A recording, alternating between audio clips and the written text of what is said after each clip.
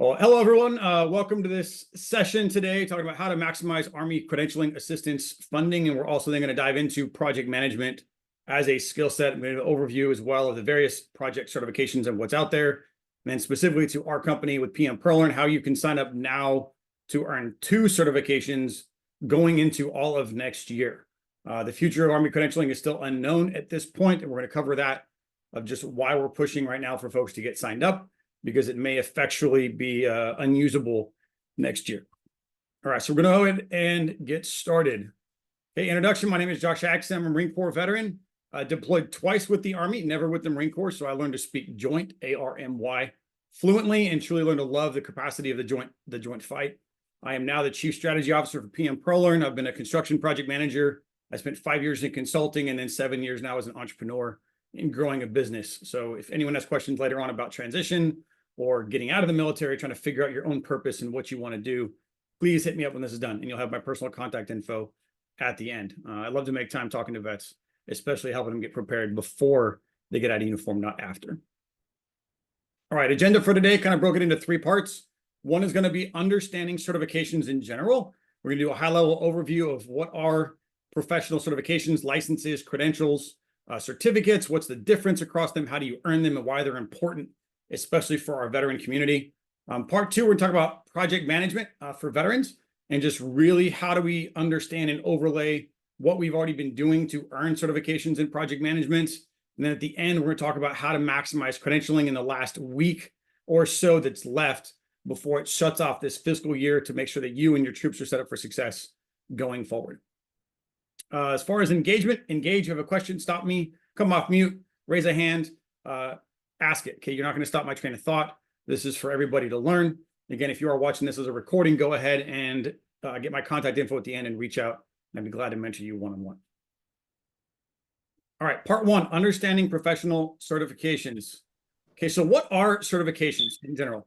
Right, certifications are awarded by a professional organization to confirm that you can do something. Okay, it involves meeting standards of performance and usually passing an exam. And in industry, sometimes employers will require them before you can even become hired or before you can get promoted or get a raise. There's a lot of similarity between certifications and the military. We just call them badges and patches.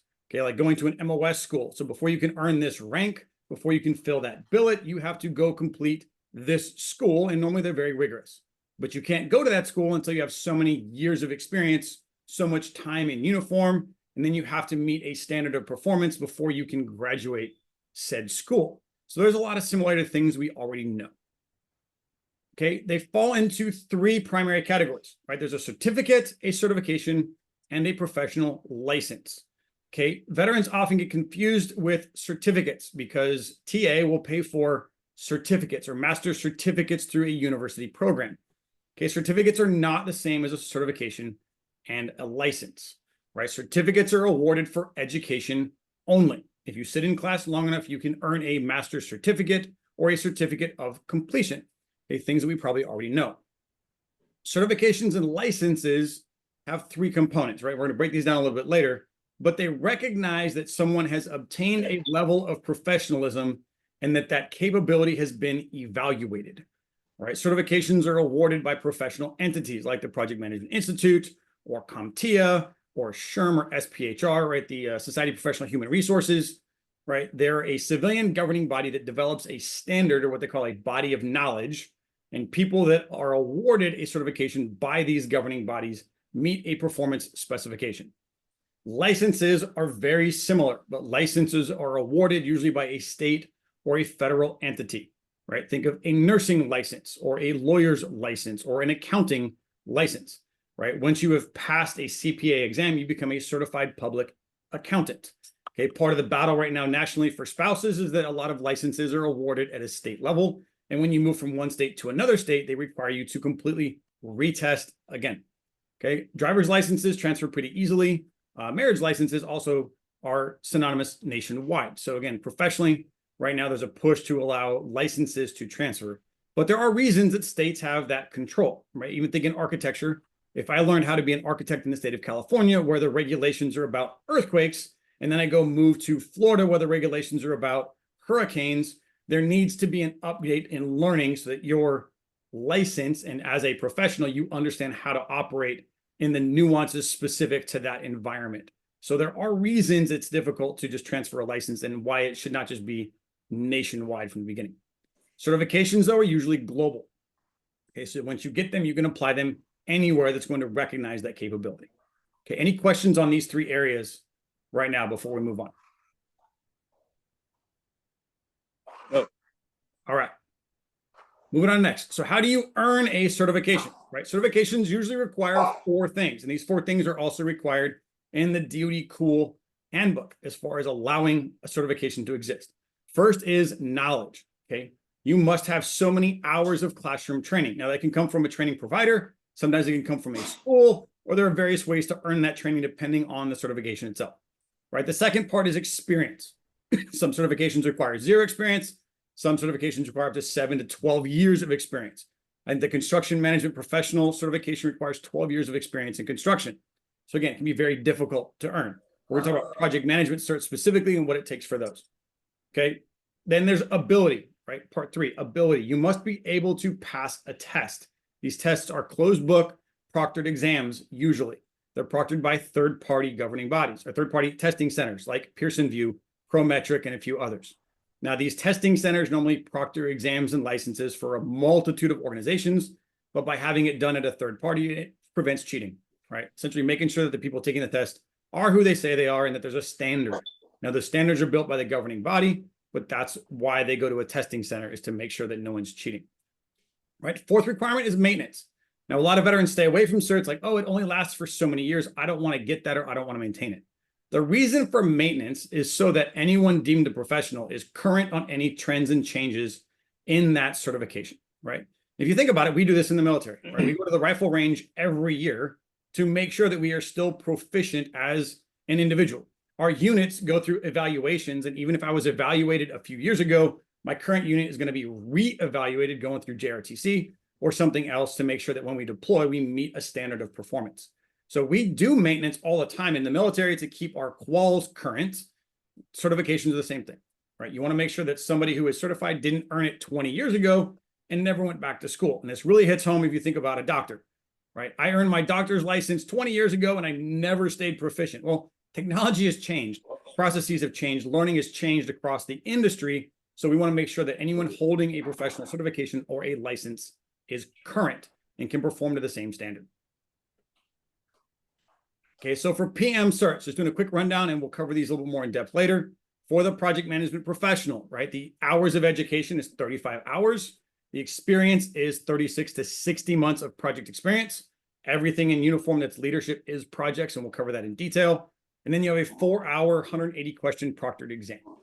Okay, that exam is hard. It's meant to be hard, but just like certs or things that we respect in the military, you earn them.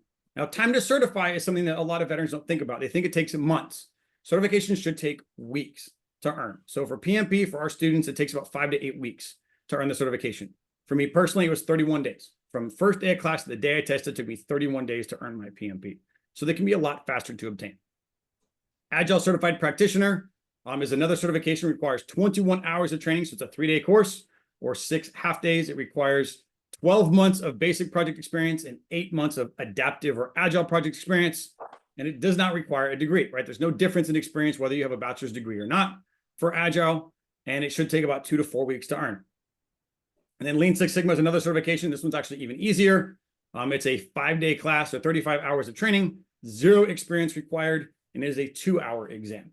So those that want to go after a Lean Six Sigma Green Belt can probably test out in about 1 to 3 weeks. Okay, so again, certifications end up being much faster to get than certificates or even college degrees, and they can be more impactful on your transition when you get to put this on a resume as a certified professional, not just an educated individual. Okay, we can talk more about specifics later if you want, but any questions right now on these in front of you? No. Okay. No questions. All right, so why are certifications so important for the veteran community? And I saw this personally when I left the Marine Corps after 11 and a half years. Right? There's 2 really main components of certifications, right? There's an intangible value, and then there is a tangible or directly tangible value. So I'll ask you guys, how do you think industry sees veterans? This is an open question for you both.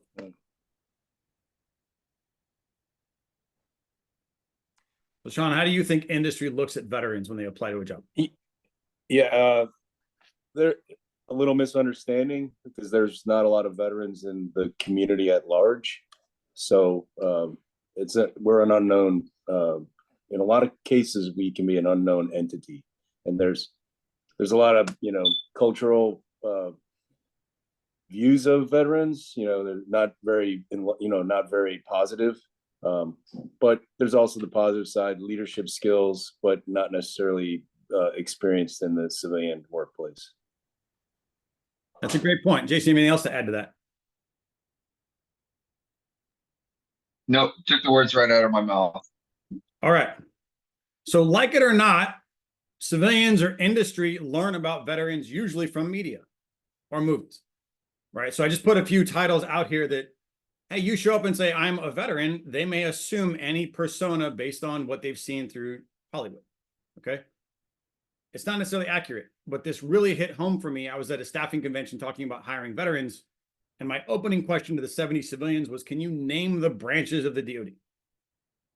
And they couldn't. 1 out of the 70 could, and they were a military spouse, right? So their assumption was, soldier, they don't understand rank, they don't understand MOSs, they really don't understand any of your badges, your medals, or things like that, right? And we hired a marketing manager. She's fantastic, and she was building a flyer for the Coast Guard and put soldier on top.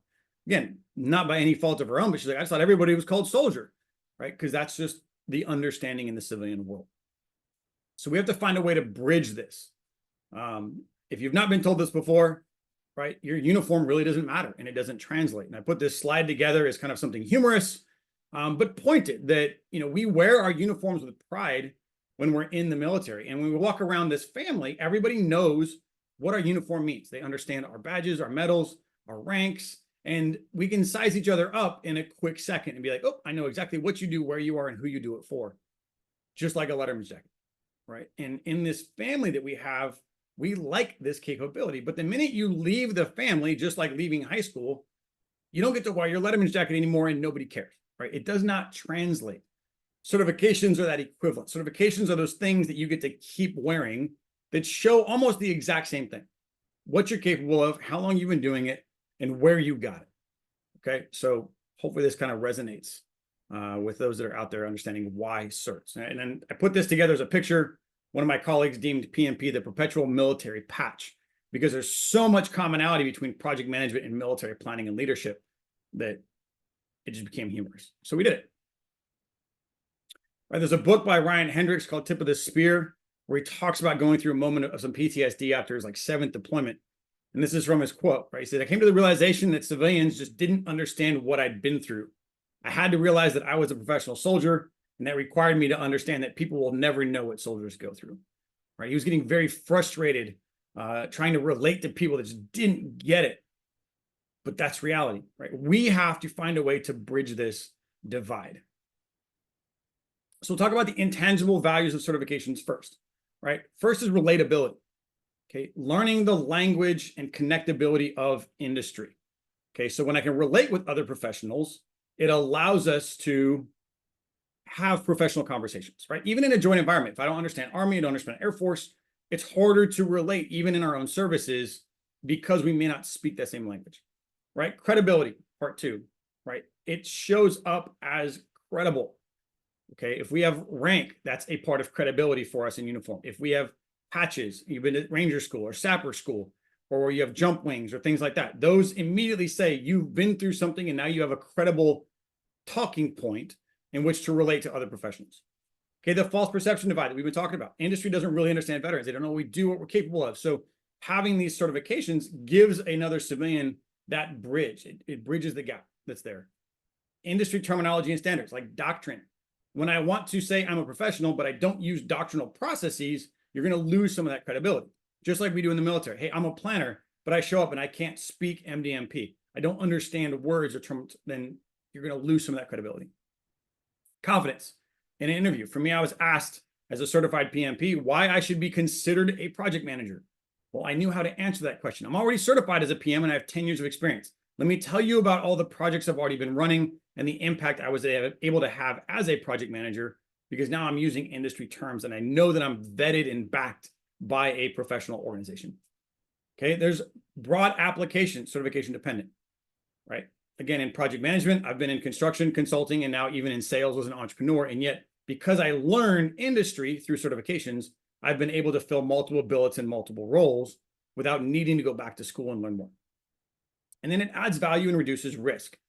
Okay, when you're being hired, you're intending to solve a problem for a company. They're hiring you because they have a need. They have a gap in their system, in their team, and they want someone to come in who's a player. When you are certified, it reduces risk for that company, saying, I know that I can expect them to meet some standard of performance, and this is what justifies that standard of performance. So again, it adds value to the individual and it reduces risk from the hiring manager. Okay, second part, tangible value certifications. Okay, on average, certified professionals make 20 to 40% more. Okay, this has been backed by data across multiple organizations, and we've seen it for some of our students. I had one soldier getting out. He had a job with Westinghouse.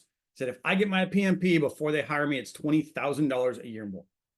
You know, I don't know what his base was, but 20 grand a year, no matter what your starting point, is a pretty substantial difference. So we've seen this time and time again, that people will hire you and give you more money, or someone gets certified and they immediately get a raise. It doesn't always apply, so you can't guarantee it. However, there are usually tangible value differences, or even being considered for the position. All right, part 2 on here. Story again, Hector Agoyo was a command sergeant major at 7th Group, said he had a $200,000 job, almost hit him in the face. He met the experience and he said, hey, do you have a PMP? He said, no. And they go, sorry, you can't really apply. Because there was a contractual requirement on the contract they were bidding on for the government that the PM must be certified. Okay, there are 2 acts of the Program Management Improvement Accountability Act, signed by President Obama in 2016, that actually started standardized program and project management for the federal government, in which PMP and certifications became a standard and a requirement. So again, being certified leads to opportunities later on. And just driving this point home a little farther, getting hired is a business transaction. Like I said, the company is hiring you for a need. You want to sell yourself as the best solution possible to that organization, right? So which would be more compelling, kind of what's on the slide? Someone who's uncertified with no direct past performance or any relatable stories to tell me why they're really good, or someone who's certified with years of professional past performance. Okay, I've been doing this for a long time. This is stuff I've already done. These are results I've already achieved. I can solve your problem. Okay, again, it's easy. The second one is much more compelling as a narrative, but veterans often wait until transition or even after transition to consider certifications, at which point you're kind of coming out already as, number one, I'm skilled labor who's highly disciplined with no relatable experience to industry. Okay, that's partly a lie. Veterans have so much relatability to industry, but if you can't talk about it, it's really hard to sell that story. All right, so how do you choose a certification? Right, I guess I get asked this a lot. Which one should I get? Which one's going to make me the most marketable? Well, it really depends, right? It depends on a few factors, and I tried to highlight these using these 3 steps. Number one, the company I want to work for says I have to have it, right? If you want to go work for Lockheed Martin or Boeing or Amazon or Microsoft, and they say you must have this certification for this role, go get it, right? It's pretty plain and simple. Number 2, the jobs that I'm interested in, it keeps popping up. They keep talking about either project management language or cybersecurity language or process improvement or lean, or these keywords keep showing up all the time in the jobs that I'm looking for that sound interesting to me. Then go pursue those certifications, right? And number 3 is I want to learn what it's going to teach me. We've had a number of students take our training that didn't even fully get certified, saying just because I took that course, I was able to be in my internship at SkillBridge and understand what people were talking about. I was in the boardroom having professional conversations. I'd learned that language and I was able to be much more compelling as an intern than I would have been otherwise, because I wouldn't have known what they were talking about. So again, sometimes it's just professional curiosity and a desire to upskill. So then we go into part 2 of this. When should you pursue a certification? Again, a lot of vets wait until TAP. They wait until they're 1 year out or maybe 18 months out and go, crap, I need to earn something, right? So it's a panic buy decision. We sometimes scramble for resources trying to figure out what that's going to be. The more time you have, the more flexibility you have to pursue a certification. So if I'm 2 to 3 years out, I can pursue things that I'm curious about and intellectually want to learn. The closer I am to transition, I better know the target I'm shooting at. If I have individual gaps in my weapon system, I need to fill those in with a pointed effort so I can become marketable. But when you have time, you can learn it for other reasons, right? One of these could even be to become a better soldier. I got Lean Six Sigma as a maintenance officer. I got PMP as a division planner. I used both extensively in uniform to be a more effective leader in uniform. And in transition, I already had the certs. Okay, so again, my transition in terms of credibility was better because I already had certifications and I applied them into my job to be an effective employee. Not, holy crap, what do I get now at the very end? Okay, reasons to pursue certs, again, 3 to 5 years before transition. There's industry overlap with what you do now, which I just talked about in terms of project management. Military training often provides a foundation to allow you to pursue certifications. Your experience may qualify you for certifications. Some can be added to your record books and equal promotion. I think for the Army enlisted, it's 10 points per certification, up to 30 total to help you become more promotable. If you're in the 12 series MOS and engineers, you become highly selective for promotion if you have a PMP. The AG Corps right now is PMP and their leadership roadmaps, right? So certs can actually make you more competitive for promotion today, right? It's a chance to experience industry. If you think you want to get into project management or cybersecurity, use credentialing to take a course in that field. If you hate it, you probably want to shift focus. If you love it, keep pursuing additional learning and training, right? So again, not to waste the funds, but taking a class is a great way to touch industry to see if that's something you think you want to continue to pursue. But you have to have time. This needs to be years out, not the last effort. Funding availability. Okay, Army credentialing exists right now. We have no idea what it'll be next year. And unit funds. Okay, I got my units to pay for my project management certs because there was direct correlation between project management and being a Marine Corps officer. So they paid for me to earn it. It's harder to sell a unit to pay for a cert if you're just leaving the military. They're not going to invest that time in you. Now, GI Bill I mentioned. Most people don't consider GI Bill until after the service, but you can combine tuition assistance for college and GI Bill for some certifications before you get out to have both degrees and certs if credentialing changes. And then last reason on here, companies want to see post-cert experience. I've seen some jobs asking for PMP plus 3 years, not just 3 years of experience or PMP, but it's a cert and validated experience. So getting them earlier only helps. And some stories on here. It's hard to read. It's an eye chart, but impact of certs. I've just talked to a lot of our alumni afterwards saying, what did it do for you? And many have said, hey, it just gave me that credibility. It gave me the confidence. It opened doors. And some say they wouldn't have even been called back or had the interview if they didn't have that certification because recruiters don't know how to read veteran resumes. Okay. Chris Theodore in the bottom right is a special forces guy. He got into now banking and IT through PMP and Agile. He's doing great things. All right, I've jokingly said this. Certifications are like a well-fitted suit. They make sure you show up looking like a professional to the interview. Okay, make sure that your resume is dressed appropriately with the credibility you're looking for. I'll go ahead and pause there. Any questions on certifications and their importance or what they are? No questions, Josh. Awesome. I appreciate it. Okay. Part 2 we're going to go into now is understanding project management for vets, right? Veterans are told a lot. You get into project management. Hopefully you'll understand why at the end of this.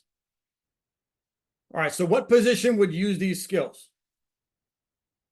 Right, I'm going to pause right here, let you guys read it for a little bit, and then come back on the net.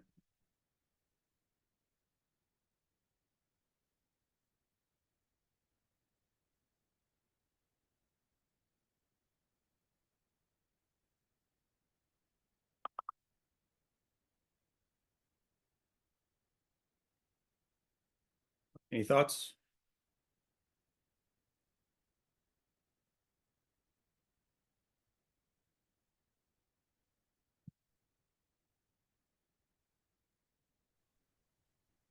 I mean, with these skills, Josh, I mean, there's, the laundry list is large. Just name it and you can fit a lot of these skills in any of those. I would agree. What about MOSs? What MOS would benefit from these skills?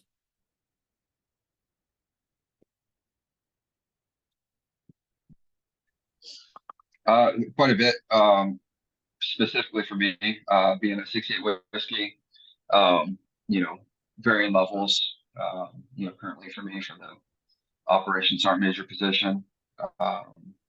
You got 92 Yankee supply specialist. The list is, keeps going after that. Yeah, so I highlight this as an example because a lot of people think of project management and only to the engineer corps, right? Or they think of project management and only being the one job title of project manager in construction. What you're seeing is the end learning objective list from a PM certification course. Okay, so when you break it down into the skills that go into being a project manager, you start seeing the breadth of importance and why, for me, learning project management taught me business. It taught me a lot about a lot of things, not just how to do either logistics or how to do construction or engineering, but really how to be a teammate in a business. So again, just it's not about an MOS specific, it's really about leadership. And I do another class called Why Vets Make Great Project Managers that dives much farther into what I'm going to cover today. But I'd love to do that with you and your teams if you want to set up as a lunch and learn to dive into why these skills are so important. Okay, so kind of break it down. What is a project and what is a project manager, right? A project is defined as a temporary endeavor to achieve a unique product, service, or result. It's a mission, right? Every mission you've ever planned and led is a project. It's temporary to achieve a unique outcome called commander's intent. Right? And even industry is now trying to learn how to use commander's intent vision so that everyone in that team can align all of their activities to the same goal without being prescriptive, right? And they call this agile project management or adaptive planning. Okay, the project manager is the individual assigned by the organization or the command to accomplish the objective. It's the action officer position, the AO, the sergeant major, the team sergeant, the OPSO, whoever it is that's the person in charge, officer or enlisted, with responsibility to run the plan to accomplish the mission is a project manager. So when we start looking at the applications for veterans, if you've been in that leadership role where your job is to accomplish the mission, you can title yourself as the project manager. My role was the project manager to action these objectives, and I did it in this way, which then justifies the years of experience. Right now, Jason, you were mentioning going for CAPM because you didn't think you met that experience without the bachelor's degree. You don't need a degree. You need 60 months of mission leadership where you are the one responsible or assisting the one responsible to accomplish the mission to qualify for a PMP certification. Okay, for Agile, you need 20 months of that leadership experience to qualify to earn an Agile certification, right? This is what we do every single day in uniform, right? Project management is the application of knowledge, skills, and abilities to accomplish mission objectives. And there's a standard process, just like military planning. Initiate, plan, execute, monitor, control, and close. It is the process that every project will go through, no matter what approach or methodology you're going to use. Right? Successful project is done on time, within scope of the mission, and it satisfies the commander's intent or the customer. Right? On time, on budget, high quality, happy customer. Right? Mission planning and execution is a project. Okay, so here's the connection. We'll try to dive this down. I'm not going to spend time to have you guys answer all the questions, but I'll walk through it, right? And why I think vets and industry and project management go so hand in hand. Okay, so I'd argue, like, why do military units exist, right? They exist to satisfy the commander's intent, right? And we do that within resources that we have available, from logistics to comms to intel to personnel and budgets, right? S1, S3, S4, S6, and S8. And we have to understand the threat environment, intelligence. Okay, where are we operating? How are we operating? What's the terrain? What's the permissivity of it? What resources do we have logistically to offload, unload, and move around? How permissive is it? What's the risk going to be like? Right? So we build this plan understanding an environment, understanding the needs for resources, and based on what we have, we fashion what is possible to accomplish the mission. When you look at industry, there's a direct parallel to this exact same process. Businesses, unlike the military, exist to satisfy the customer, okay? Which is still what the commander's intent is. The customer in the military is the commander. The customer in industry is the customer, okay? And we have to do that understanding the cost of those resources, okay? Each resource out of uniform has a dollar figure tied to it. In uniform, we don't think of it that way, but it's the same type of planning.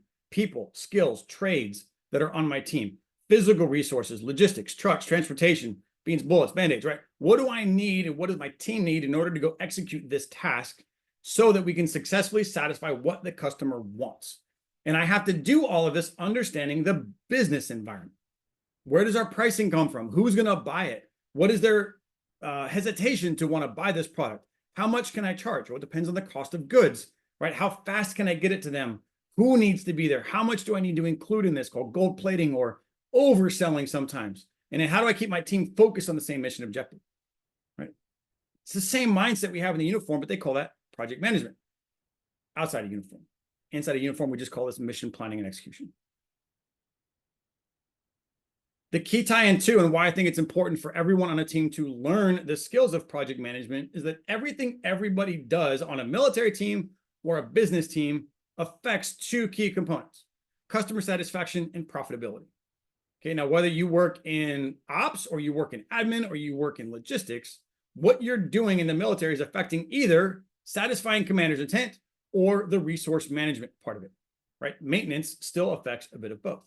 So every industry team out there, the customers, right, are part of this, but every employee on that team is still touching and affecting the mission success.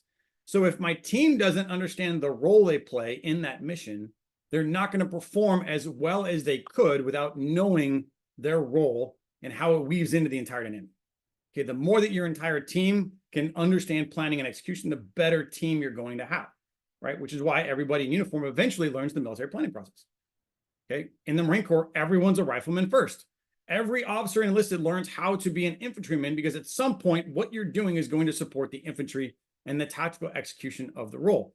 And at some point, you may have to pick up a gun and become infantry to defend your own base. So the Marine Corps drives this culture home substantially, that everyone starts at the same point, understanding the same mission, the same culture, and then you branch out into your specialty. This is the same idea. Again, project management is that connective tissue. Okay, so there are three approaches to project management, three industries that started project management. You have construction, you have software development, and then you have manufacturing, right? So construction started what they call predictive project management. Software created what they have adaptive project management, or agile. And then manufacturing created process improvement, or Lean Six Sigma. And those are the three main certifications we're going to talk about when it comes to project managers, right? You have PMP or CAPM, depending on the experience. You have Lean, and then you have Agile or ACP. Okay, now understand the relationship between these various approaches, right? They call this the triple constraint. In a predictive project, the mission is fixed, right? The top of the triangle on the left. The scope of work or the mission is fixed. And once I understand the mission, I can then estimate time and resources necessary to go and accomplish the mission, or they call it schedule and cost. Okay, overall, the mission doesn't change that much. That is kind of the anchor in the ground. Why? Because big blue arrows don't dance over the map. Right? Once I understand the mission, I can evaluate time and resources. I can optimize mission execution by reducing the amount of time and reducing the amount of resource I need to let me continue to do more mission or get it done faster. Okay. In agile project management with software in the 90s, they realized that the mission is really kind of unknown. You really just have an intent. I'd like to go affect something. Okay. I don't know how to get there. So because the mission was too unknown and too wide open, instead of trying to control the mission, they said, why don't we just control the time and the resources? Let's get a fixed team with a fixed amount of time and allow the mission to flex based on what we're learning and how we go about it, so that we can always be adding value to the customer and iterate as we go. Now, for the military, there are two main areas, or areas this falls into, right? Strategic, operational, and tactical planning. Strategic planning falls more into predictable. Garrison life also falls more into predictable project management. Operational can be a mix of both, and at the tactical end, you're almost always adaptive. Right? We allow the mission to flex based on the environment. I mentioned garrison in the strategic to operational side. Tactical ends up being a deployment. Whether you realize it or not, in garrison, you're using a predictive approach, and when you deploy, your entire unit becomes an adaptive agile team.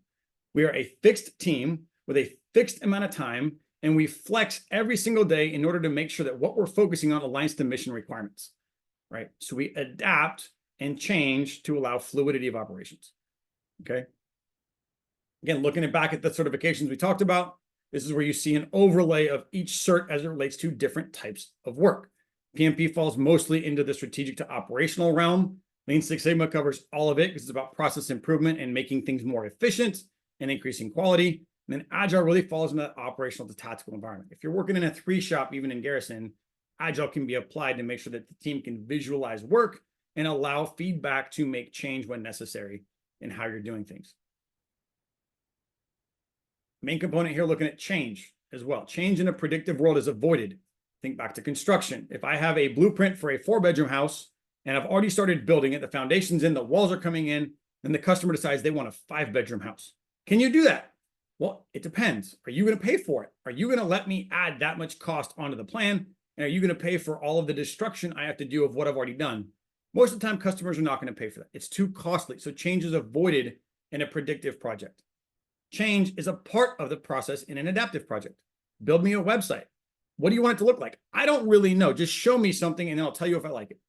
If you've ever been on an IPT doing COA development, you understand adaptive planning, right? You throw it on the wall, you see what sticks, you fail, and you try again, right? Because we show the commander 3 COAs, he or she will pull from some of them, crap all over them, and then we go back and we break away, we do some more planning, we come back again, and we keep going back and forth until we finally settle on what we want this thing to look like. Right? That's how adaptive planning works. Intel does adaptive planning all the time. Targeting, fires do adaptive planning all the time. Logistics mostly does predictive planning unless you're actually at an ag dagger in a deployed environment where you then change roads and change convoy configuration. So again, there's a blend of all these approaches in everything we do in the military. So just driving this point home a little bit, is this a project? You guys don't need to answer right now, but just think about it. In your own experiences, right? Planning and conducting a field exercise, would that be a project? Planning and preparing for a maintenance or a readiness inspection, planning for and conducting a deployment, implementing a new process, improving an administrative process, increasing throughput at a distribution point, improving equipment accountability and accuracy, implementing a new piece of technology or software, performing maintenance, or developing a training plan and curriculum. I'm guessing both of you have done at least half of the things on this page. So question, are these projects based on what you learned? Absolutely. Okay. Yeah, I agree. They all are. So this drives that point, Jason, we were talking about CAPM versus PMP. You've already been doing all of these things. And if you were leading these efforts, you were a project manager, and therefore you have the experience to earn all of these certs already. It's just about the approach, right? If we're developing training, we're probably using more of an adaptive, iterative approach to train, test, validate, and do it again. Therefore, agile, and you have adaptive planning experience. If we're improving throughput and distribution, maybe we try it a little bit, but then we just do the throughput, or preparing for a deployment, right? So it's really about the approaches you use to justify the experience in the story. And that's one of our specialties with PM-ProLearn, is that we're all veterans. So our team is really good at being able to talk through and use veteran experiences to fill out the application and help you write the narrative to tell the story, which is also great prep for your future interviews, because they're going to ask you, give me a time when you've done this, right? So, all right, there's one trick on here. Doing maintenance is not considered a project. Improving equipment readiness would be the project. Turning wrenches is not temporary. It's just day-to-day operational work. So I highlight this just because a lot of times vets will just write the story incorrectly and therefore get their applications rejected. But if you can tell the right story, then that's where you get the approval. All right, we call this building your toolbox, right? Across the 3 certifications we've mentioned already, PMP, Agile, and Lean Six Sigma, there's a 30% overlap. Lean is about efficiency. It's taught in the Agile course because if I'm a fixed team with a fixed amount of time, inefficiency becomes a risk. Okay, so Lean and Kanban are woven into the Agile course already. Okay, Six Sigma is about quality improvement, quality management. So in PMP, they'll talk about quality assurance and change. Because if I'm building a house and the house falls down, that's a risk. So I have to maintain quality of work. So that's where Six Sigma comes from. That's already woven into the PMP class. Lean Six Sigma runs projects that make recommendations to improve efficiency and quality, but they don't really teach how to run the project aspect. So when I've done Lean in the past, I then determine an approach, either an adaptive approach or a predictive approach, to implement change relative to what I've learned running DMAIC and analytics. Okay, Agile is now woven into PMP as an understanding that not all projects are all predictive or all adaptive. And PMI realized we got to start leaning on both a little bit, because even in construction, maybe there's a design component that could be more adaptable and changeable. We want to include the customer in those conversations so that the quality of what we deliver to the customer is higher, rather than just saying, oh, it's stuck, I couldn't have changed it. Well, yeah, you could have if you would have talked to me sooner, but we don't consider that all the time, depending on the modality. And then change management, CCMP, is the 4th cert that we teach. These are all CA fundable. It's really about the human side of change. So when I implement a policy, if I consider how that's going to impact my team. Okay, when I make a schedule change, if I consider the impact on my team. If I'm going to implement a new software, have I talked to my team about what they need to make sure that when I do it, they're going to support it versus fight me on it? Okay, again, we talk about change management more as a profession. I was able to get certified in that as well. And I love the modality, which really ties into then marketing and human intelligence and targeting, right, is where change management comes into play. I throw this slide together too, because people have asked, like, hey, where do these fit? right? Where do these approaches fit? Okay, if you've been doing the things in each bubble, then you already have direct application of that approach into work you've been doing. But these are also places where I could take this learning and apply it now to make soldiers or veterans more effective when already doing this type of work. So it's kind of a double-edged sword, right? If I'm leading small units, right, as a squad leader, I'm probably already doing agile leadership. But if I teach agile to my squad leaders, they'll become more effective in being a squad leader as well, right? Small teams and rapid change. If my staff could learn agile, they might be more effective in doing IPTs and writing policy. But if I'm on a staff writing policy, I can use that as experience, right? So again, it's a dual purpose to this slide, which talks about where this approach would make people more effective now and where what you're already doing can be used for the experience. So I'll pause here so you guys look at it for a little bit and just kind of digest what's going on.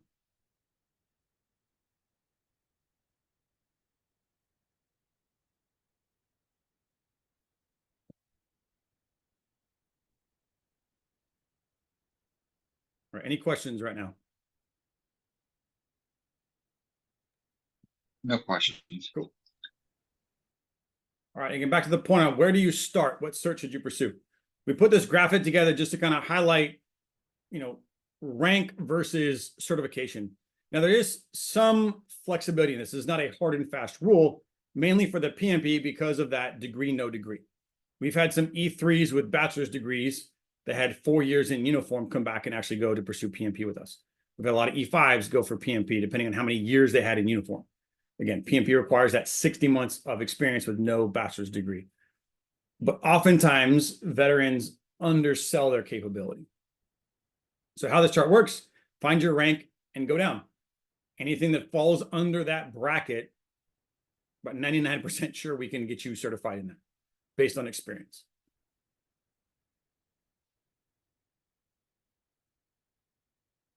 Again, funding types in the bottom go beyond Army credentialing. These are all the types of funding we have access to for our veteran community, whether you're Air Force or Coast Guard or spouses or disabled veteran GI Bill. There's a lot of ways that our training becomes fully fundable. I will highlight on here the price per course.